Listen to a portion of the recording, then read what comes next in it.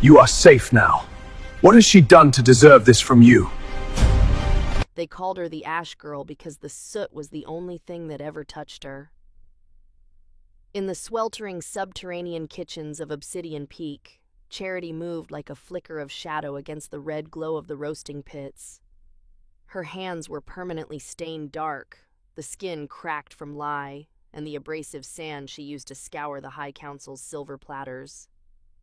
At 19, she was a rejected Omega, a nothing, whose wolf had never surfaced, a girl whose presence was tolerated only because she was cheaper than a hired servant and quieter than a ghost. The head steward, a man with a voice like grinding gravel and a whip of braided leather at his hip, never saw the way Charity's eyes sharpened when the nobles passed. He, like everyone else, believed that a girl who lived in the vents and slept on flour sacks had no mind for the machinations of the throne. He was wrong. Charity lived in the spaces between the stones. She knew which floorboards in the council chamber were thin enough to breathe through, and which vents carried the whispers of the powerful directly into her hiding spots. Tonight, the fortress felt different. The air was heavy with the coming blood eclipse, a time when the Alpha King's power was said to wane, and the shadows of the Obsidian Peak grew teeth. While Charity scrubbed a massive iron cauldron, her ears caught the rhythmic click of boots on the stone above. Silas, the king's beta, and 3 members of the High Council. The dosage must be exact. Silas's voice drifted down, cold and clinical. Too little, and Michael will simply be sluggish. Too much, and he dies before he can sign the decree. The silver toxin must act slowly, paralyzing his wolf, while we present the evidence of his madness to the pack. Charity's heart slammed against her ribs. She looked at her raw, bleeding knuckles. For 10 years, she had endured their kicks and their curses, surviving on the scraps of Michael's kingdom. She owed the Alpha King nothing, except, perhaps, for the fact that he was the only wolf who had ever looked at her without disgust, his winter-pale eyes lingering on her just a second too long, as if he were trying to remember a face from a dream. If he fell, the kingdom would burn. If she spoke, she would likely burn first. Charity squeezed her eyes shut, and for a fleeting moment a strange, impossible heat blossomed behind her navel, a golden hum that promised a fire far hotter than the kitchen pits. She had to warn him. Tonight, the Ash Girl would find her voice. The shadows of the East Wing were colder than the kitchens, a damp chill that seeped into Charity's thin tunic. She moved through the service tunnels, her bare feet silent on the stone. Above her, the sounds of the pre-eclipse celebration were a dull roar, but here, in the narrow veins of the fortress, the air smelled of ozone and ancient dust. She reached the grate overlooking the Beta's private laboratory, her breath hitching as she peered through the iron bars. Silas stood at a mahogany workbench, his face illuminated by the flickering violet light of a Bunsen burner. He wasn't alone. General Vane, a man whose scars told stories of 1,000 battles Michael had won for him, watched with predatory stillness.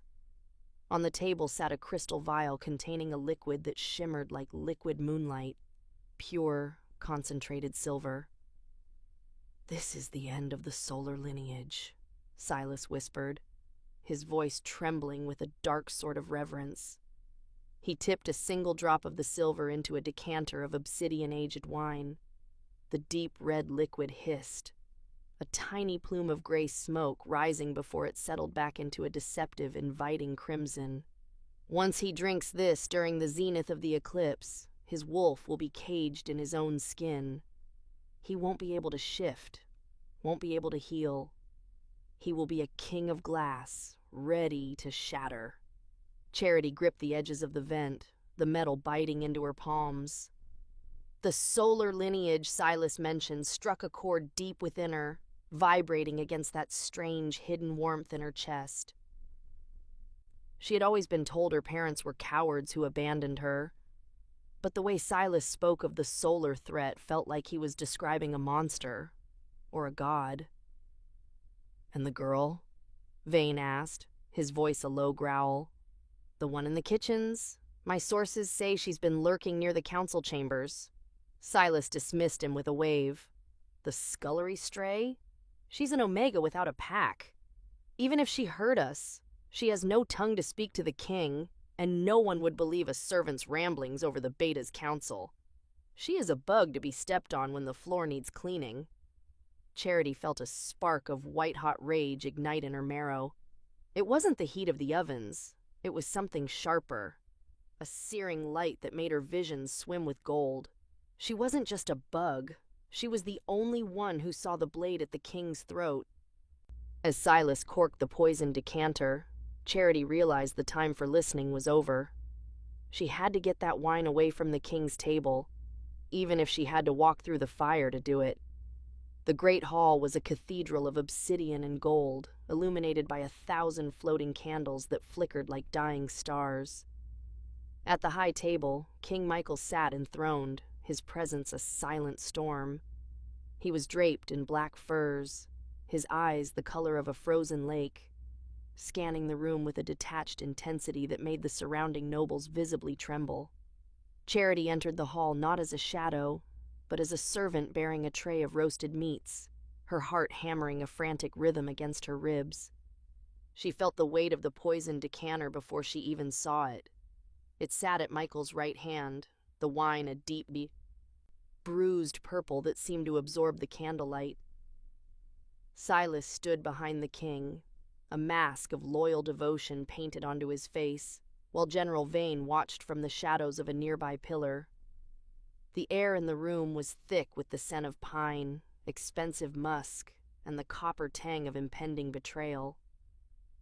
As Charity approached the high table, the mate pull hit her like a physical blow. It was a magnetic, agonizing tug toward the king that she had felt in glimpses for years, but never this strongly.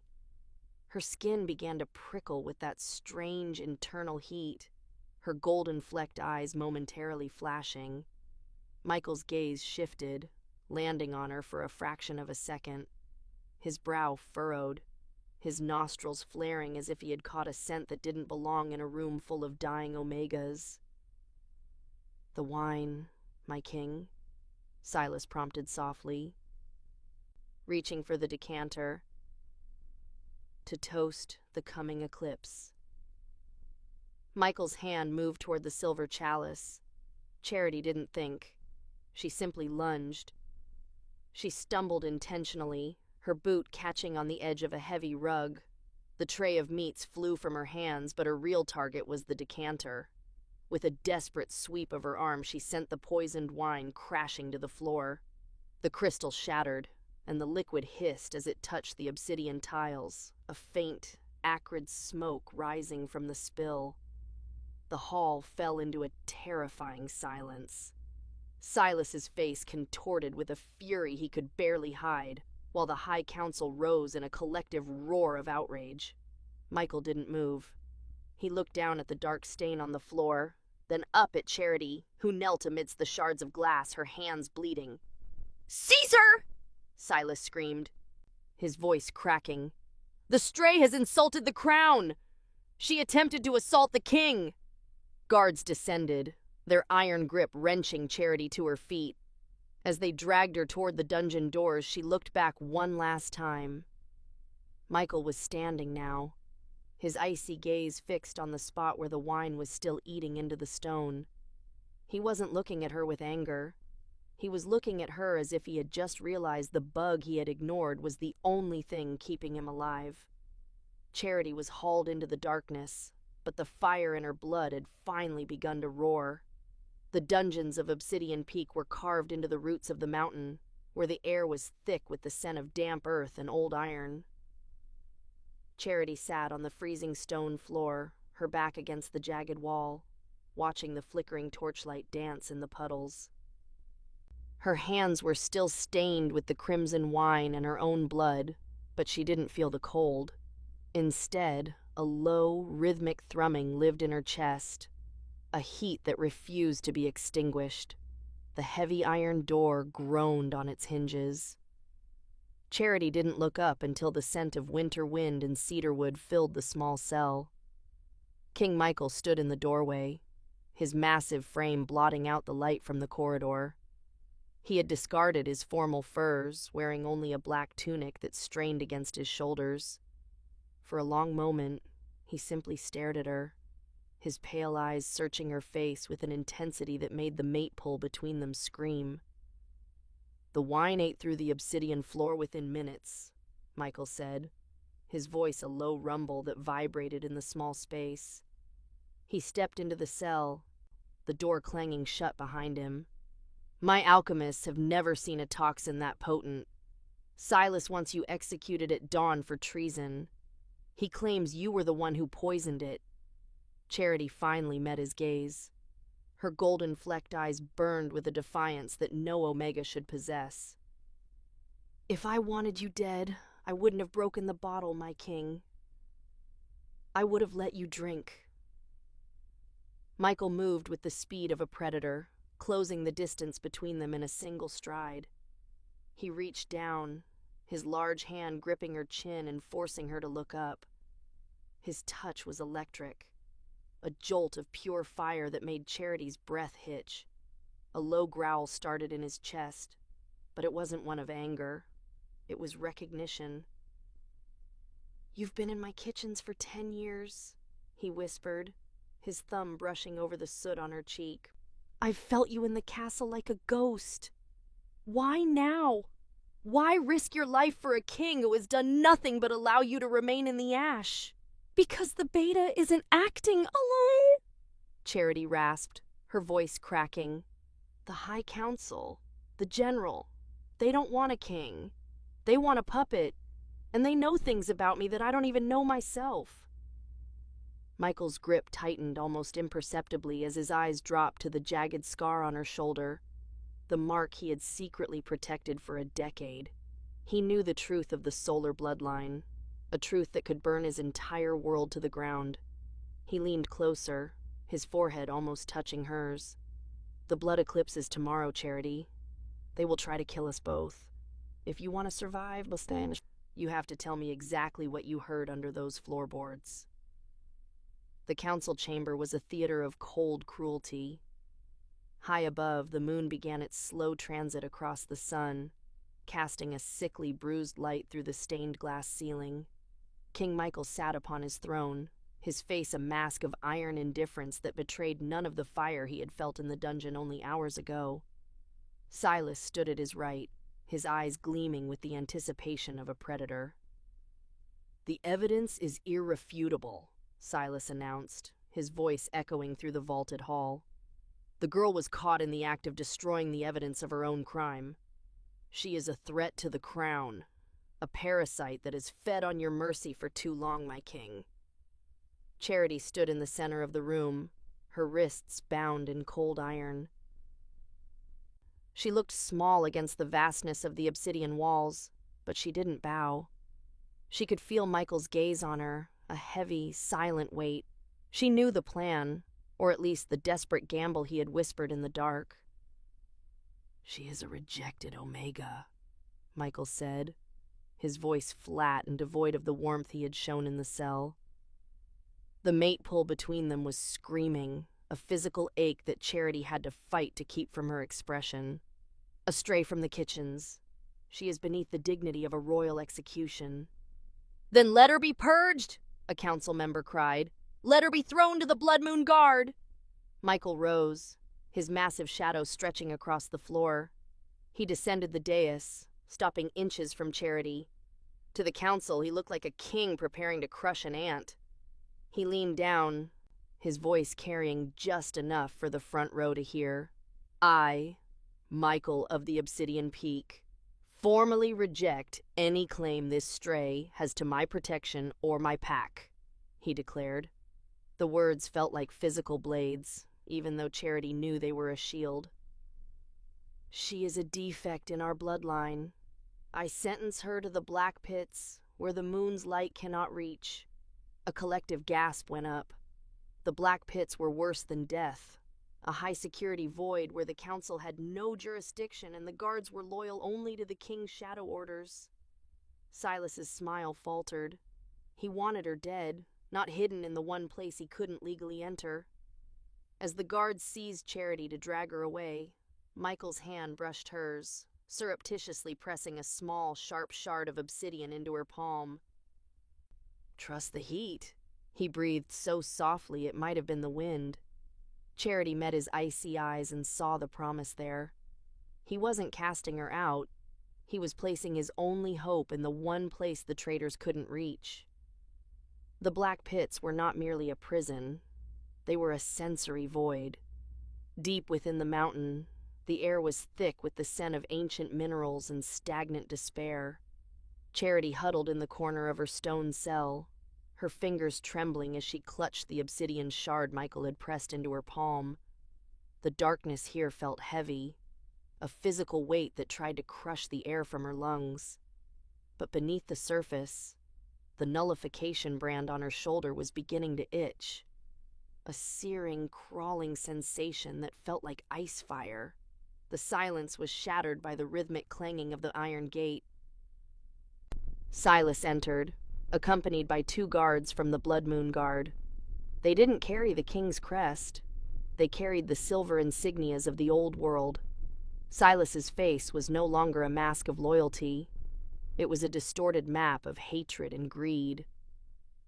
"The king thinks he can hide you here," Silas sneered, his shadow dancing wildly against the damp walls. "He thinks he can protect the last ember of a dead sun.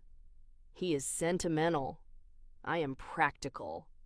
He gestured to the guards, who seized Charity, dragging her to the center of the pit. They forced her to her knees, the cold stone biting into her skin. Silas withdrew a silver-weighted lash, the metal humming with the power to suppress a wolf's spirit. "If I cannot execute you in the Great Hall, I will break you in the dark." "No one will hear the Ash Girl scream." The first strike was a blinding line of agony across her back. The silver burned, a toxic cold that fought against the dormant heat in her blood. The second strike hit her shoulder directly across the scar of her brand. Something inside Charity finally gave way. It wasn't a snap. It was an explosion. The nullification brand shattered like glass. A pillar of white-hot light erupted from Charity's chest, so intense it turned the black pits into a furnace. The silver lash melted in Silas's hand, the droplets sizzling before they could touch the floor. Charity's scream was no longer human. It was a harmonic, celestial roar. Her body began to ripple and expand, her dark copper hair turning into strands of living light. The soot and ash of 10 years were incinerated in a heartbeat. Where a broken Omega had knelt, a massive wolf now stood. She was a vision of pure gold and blinding white, her fur shimmering with the intensity of 1,000 suns. Her eyes were no longer gold-flecked. They were molten stars. Silas scrambled backward, his eyes wide with a terror that transcended politics. This was the solar flare. This was the power that had once ruled the heavens. The wolf stepped forward, her massive paws leaving charred footprints on the indestructible obsidian floor. As the guards fled in primal fear, Charity looked up through the layers of rock, her vision piercing through to the surface. The blood moon was reaching its zenith, but the real light had just returned to Obsidian Peak. The sky above Obsidian Peak had turned the color of dried blood. As the moon's shadow finally devoured the sun, a deathly silence fell over the kingdom. In the great hall, the effect was immediate. The natural strength of the obsidian wolves, tied to the dark stones in the mountain's shadow, began to flicker and wane. King Michael stood at the center of the dais, his breath hitching as a sudden, paralyzing cold spread from his stomach to his limbs. He looked at the chalice in his hand. Empty, yet the poison had reached him anyway. Silas hadn't just used wine. He had coated the very air of the chamber with a silver mist. "Now!" Silas's voice rang out from the gallery, no longer the whisper of a subordinate but the command of a usurper. The Blood Moon Guard emerged from the shadows, their silver-tipped spears leveled at the king. Michael tried to shift, but his muscles locked. his wolf trapped behind a barrier of metallic toxin. He sank to one knee, the obsidian floor feeling like ice beneath his palm. The High Council watched with cold, clinical satisfaction. They didn't want a warrior king who protected strays. They wanted the old ways back. Suddenly, the floor beneath them began to vibrate. A low, rhythmic thrumming started deep in the mountain's roots, growing into a roar that shook the heavy chandeliers. The temperature in the hall skyrocketed, the freezing eclipse air suddenly replaced by a dry, blistering heat. "What is that?" General Vane demanded, drawing his sword as a crack appeared in the marble tiles of the aisle. A blinding pillar of gold light erupted through the floor, sending shards of obsidian flying like shrapnel. The nullifiers were thrown back by a concussive wave of heat that smelled of ozone and sun-drenched pine. Out of the smoke and fire stepped a creature of legend. The solar wolf was a monolith of white and gold, her eyes burning like twin suns in the unnatural twilight of the eclipse. She stood over Michael, her massive body a living shield of fire. The silver mist that had paralyzed the king was instantly incinerated, the air around them purified by her mere presence. Charity let out a howl that wasn't just a sound. It was a frequency that shattered every stained glass window in the hall, letting the true, unfiltered light of the stars rush in. Michael looked up, his strength returning as the solar heat burned the poison from his veins. He saw the Scullery Stray standing before him, a goddess of fire protecting her king. For the first time in 300 years, the sun had risen during an eclipse. And the traders of Obsidian Peak realized they weren't facing a servant, they were facing a reckoning.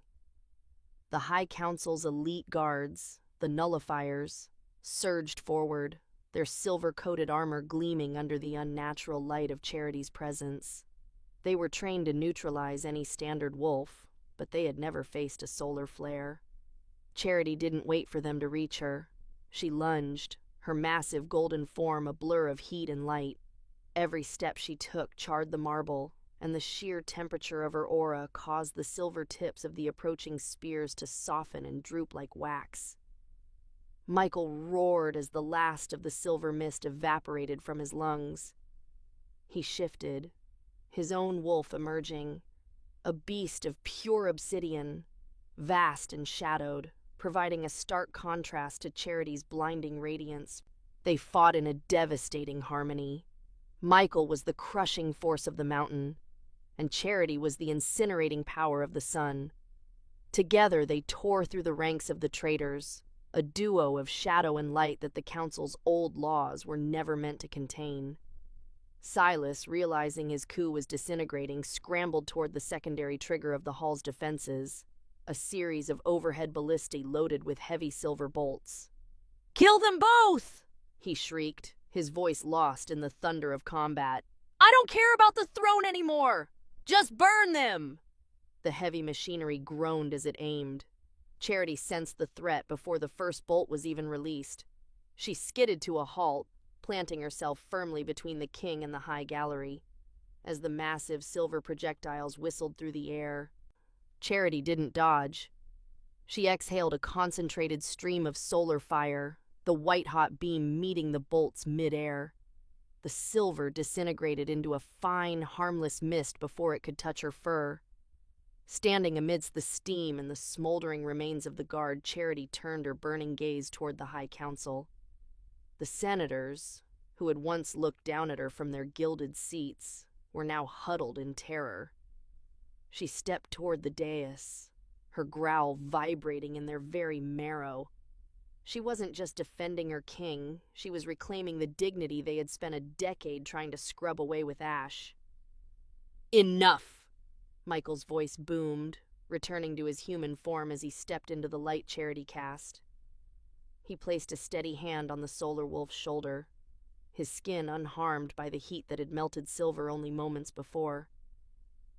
Charity leaned into his touch, her flame softening into a warm, protective glow. The battle in the hall was won, but as Michael looked at the trembling council, he knew the real work of unmaking the old world had only just begun. The great hall was silent, save for the crackling of charred timber and the heavy rhythmic breathing of two wolves returning to human form. Charity stood amidst the wreckage, her skin glowing with a faint sunset luminescence that refused to fade. Michael approached her, his eyes no longer icy, but filled with a depth of sorrow and reverence she had never seen. He reached out, his fingers tracing the skin where the nullification brand had once been, now replaced by a shimmering golden mark of a rising sun. "It wasn't a mark of rejection, Charity," Michael said, his voice low and gravelly. He led her away from the cowering council members toward the private sanctum behind the throne. "It was a seal. My father didn't hate your kind. He feared them. The solar wolves weren't just warriors. They were the conscience of the continent. When the Obsidian Peak rose to power, your family was the only thing standing in the way of a total shadow dictatorship." Charity sat on the edge of a stone bench, her hands trembling.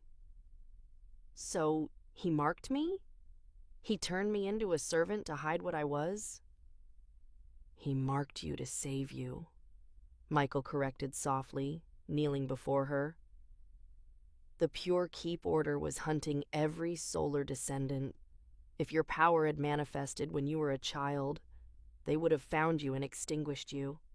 My father placed that brand to keep your heat dormant until you were strong enough to survive the awakening. I've known since the day you were brought here as a stray. I watched over you from the shadows, ensuring the stewards didn't push you too far, waiting for the moment the seal would break." Charity looked at her hands, the soot finally gone, replaced by a radiance that felt like home. "You let me live in the ash for 10 years. "I did," Michael admitted, the weight of the confession etching lines into his face.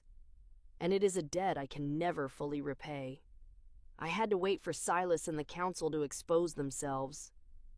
If I had claimed you sooner, they would have used the laws to execute us both before you could shift. I needed you to be the one to break the chains."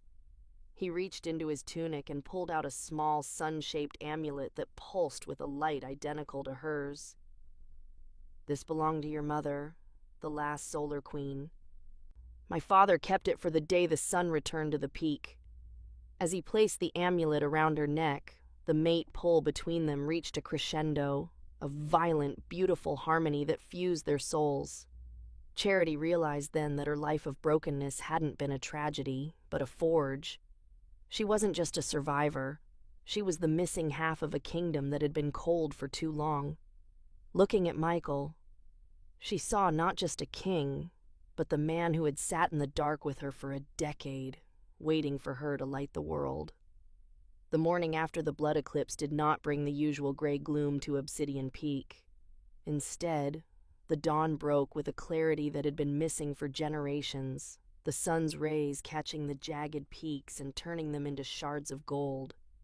The great hall had been cleared of the debris of battle, the charred obsidian floors replaced by smooth, reflective tiles that seemed to hold their own light. At the far end of the hall, the massive iron doors swung open.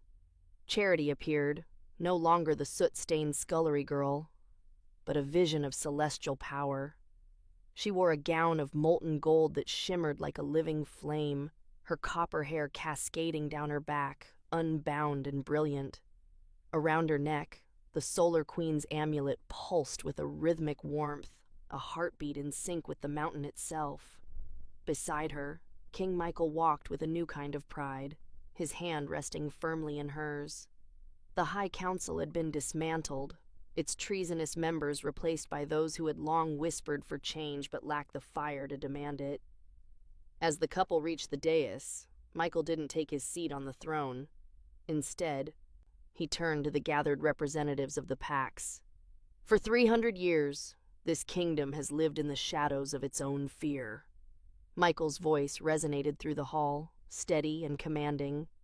"We called this girl a stray, because we were too blind to see the sun standing in our kitchens. We called her Rejected because we were afraid of the heat she carried. He stepped back, gesturing to the dual thrones that had been prepared, one of obsidian, one of sunstone. The age of the lone alpha is over. Today, the Obsidian Peak becomes the peak of the eternal flame. We do not rule by shadow, but by the light of the mate bond. He turned to Charity, his eyes soft with a devotion that the court had never imagined their king capable of. He picked up the crown, a delicate circlet of white gold and diamonds that looked like frozen light. As he placed it upon her head, the hall erupted in a roar of approval that shook the rafters. Charity looked out at the people who had once walked past her without a second glance. She felt no bitterness, only a profound, radiating peace. The heat in her blood was no longer a secret to be guarded. It was a gift to be shared. She leaned in, her forehead resting against Michael's in a silent, soul-deep promise. The rejected Omega was no longer broken. She was the fire that would lead them all home. Long live the Queen.